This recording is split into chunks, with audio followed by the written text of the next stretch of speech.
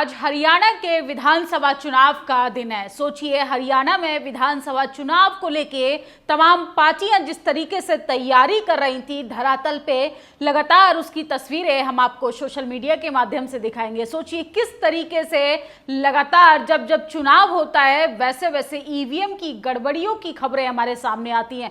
आप लगातार देखेंगे कि पोलिंग बूथ तक लूटे जाते हैं, पोलिंग बूथ पर मारपीट होती है, पोलिंग बूथ पर सोचिए किस तरीके की वारदात को अंजाम दिया जाता है और इस पर टीवी अखबार खामोश रहता है। आखिर भारतीय जनता पार्टी, कांग्रेस पार्टी के साथ साथ तमाम अन्य पार्टियां भी वहां पर चुनाव में हिस्सा ले रही हैं, लेकिन ये खबरें आपको कोई और नहीं दिखाएगा। सोचिए, एक तरफ तो राम रहीम को चुनाव के लिए पैरोल पर बाहर किया जाता है, वहीं दूसरी ओर पोलिंग बूथ पर तमाम पार्टी के कैंडिडेट्स के साथ मारपीट हो रही है, वोटरों को धमकाया जा रहा है और हद तो तब हो गई जब पोलिंग बूथ पर लूटपाट होने लगी। विस्तार से पूरी खबर बताएंगे, लेकिन सबसे पहले बात करते हैं हरियाणा के विधानसभा चुनाव पर। सोचिए, देश के प्रधानमंत्री से लेके विपक्ष प्रतिपक्ष नेता राहुल गांधी तक तमाम लोग बड़े बड़े वादे मंचों से कर रहे थे, लेकिन जनता वाकई में इन वादों से प्रभावित हुई या जनता इसका जवाब अपने वोट से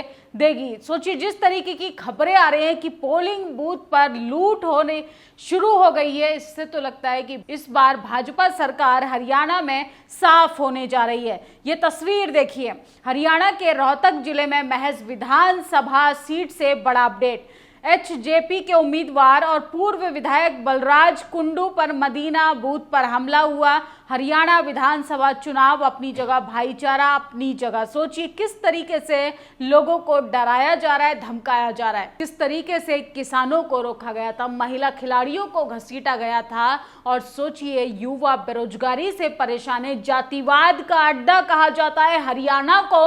उस हरियाणा में किस तरीके से पोलिंग बूथ पर गुंडागर्दी हो रही है और चुनाव आयोग कहता है कि हम शांतिपूर्ण तरीके से इस देश में चुनाव कराने का काम करते हैं। ये डेरा सौदा, इसलिए डेरा सच्चा सौदा को जेल निकालना था। सोचिए, डेरा सच्चा सौदा ने बीजेपी को समर्थन दे दिया है और सोचिए किस तरीके से भारतीय जनता पार्टी महिला सम्मान की बात करती है, जिन पर बलात्कार के आरोप लगे, ऐसे आरोपियों का, ऐसे समर्थकों का उन्हें पार्टी को चलाने के लिए समर्थन मिल रहा है। और सोचिए किस तरीके से महिला सम्मान को तार तार किया जाता है। हरियाणा चुनाव में मतदान के बीच राम रहीम ने लोगों से की भाजपा को वोट देने की अपील, विपक्ष ने किया तीखा हमला। सोचिए, चुनाव आयोग कहाँ है?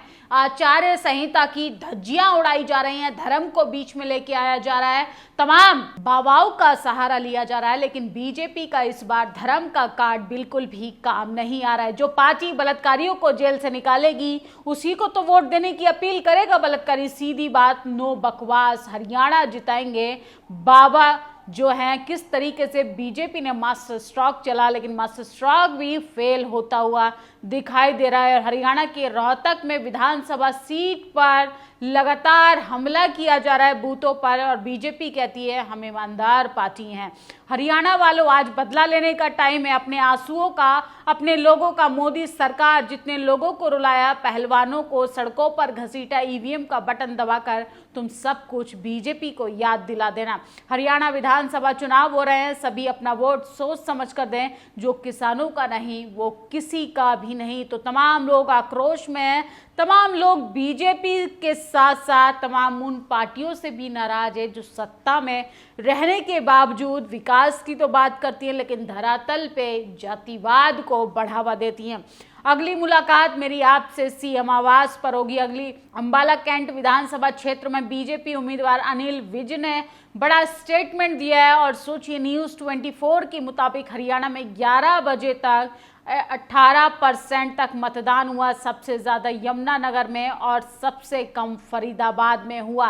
तो रुझान आने शुरू हो गए हैं और कांग्रेस पार्टी भी बुरे तरीके से घिरती हुई दिखाई दे रही है। ये पेपर की कटिंग देखिए। सोचिए किस तरीके से कांग्रेस का सबसे बड़ा लक्ष्य है भारत से आरक्षण समाप्त कर देना। वो अलग बात है कि बहुत कूल डूड बनने का काम करें राहुल गांधी और कहते हैं जातीय जनगणना कराएंगे, जिसकी जितनी संख्या भारी उसकी उतनी हिस्सेदारी।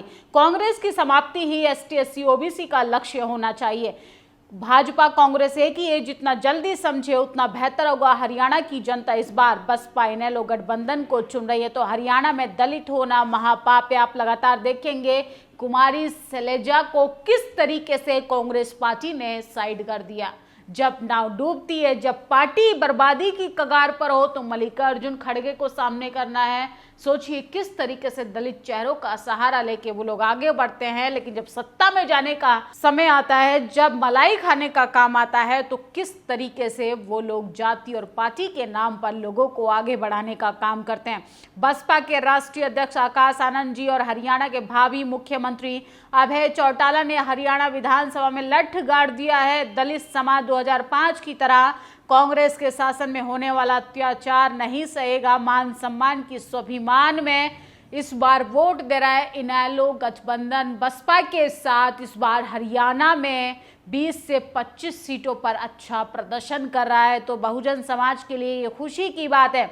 और मल्लिकार्जुन खड़गे ने ट्वीट किया है जनता से कि ईवीएम पर वोट डालने से पहले आप महंगाई, बेरोजगारी, भ्रष्टाचार, इन तमाम मुद्दों को याद रखें और हरियाणा विधानसभा चुनाव प्रदेश के किसानों, नौजवानों, माताएं, बहनों, बुजुर्गों की खुशहाली के मतदान करें। अच्छे अस्पताल, स्कूल, बिजली की व्यवस्था। सोचिए ये तमाम वादे सरकार में रहते हुए तमाम नेता करते हैं।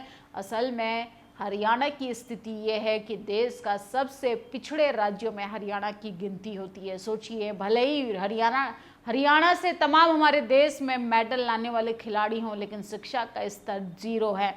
हरियाणा विधानसभा चुनाव में बीजेपी का इतना बुरा हाल है कि एक बलात्कारी को वोट देने की अपील करनी पड़ रही है, तो भाजपा का सुपड़ा तो साफ होने वाला। हरियाणा विधानसभा चुनाव 2024 कुल सीटें 90, भाजपा 19, कांग्रेस 65, इनेलो 3, निर्दलीय 3। तो ये आंकड़े लगातार लोग सोशल मीडिया पर लिख रहे हैं, लेकिन सोचिए किस तरीके से बिहार के उप मुख्यमंत्री विजय कुमार सिन्हा ने हरियाणा विधानसभा चुनाव पर कहा कि ये लोकतंत्र का महापर्व है, जनता तय करेगी। देश को कमजोर करने वाले आगे बढ़ाना है या देश को मजबूत करने वाला। तो साफ तौर पर भारतीय जनता पार्टी का इस बार जो है धर्म का कार्ड काम नहीं आ रहा है। जनता बीजेपी के 10 सालों के कुशासन के खिलाफ अपना वोट दे रही है और मोदी जी साहा खुलकर खेल खेलते हैं। राम रहीम को जेल से छोड़ा, हरियाणा विधानसभा चुनाव में खुला समर्थन दिया, जिस पर भ्रष्टाचार का आरोप सब पार्टी ने लिया हो, उसके केस बंद करवा दिए, सब में फाइल रिपोर्ट लगवा दी, उसमें चंदा लिया, उसको धंधा दिया। सोचिए किस तरीके से भारतीय जनता पार्टी साफ तौर पर बलात्कारियों का समर्थन चाह रही है, बलात्कारियों से अपील करवा रही है जनता के बीच में कि भाजपा को वोट दो। हरियाणा विधानसभा चुनाव आज सिर्फ मतदान नहीं बल्कि दलितों की आत्मसम्मान, स्वाभिमान की लड़ाई है।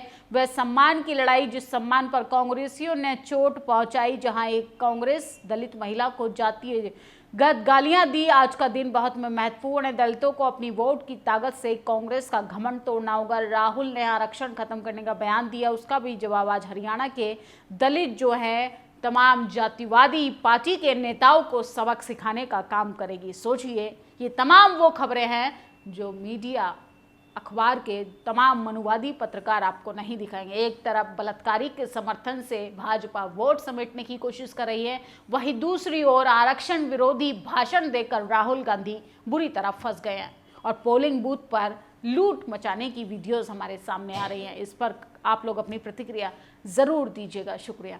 नेशनल दस्तक की आपसे गुजारिश है कि अगर इसको बचाना चाहते हैं तो नेशनल दस्तक को सब्सक्राइब करने के लिए रेड कलर के सब्सक्राइब बटन को दबाएं, फिर बेल आइकन की घंटी दबाएं। नेशनल दस्तक को बचाने के लिए बहुत जरूरी है कि हर खबर को शेयर करें, लाइक करें, कमेंट जरूर करें।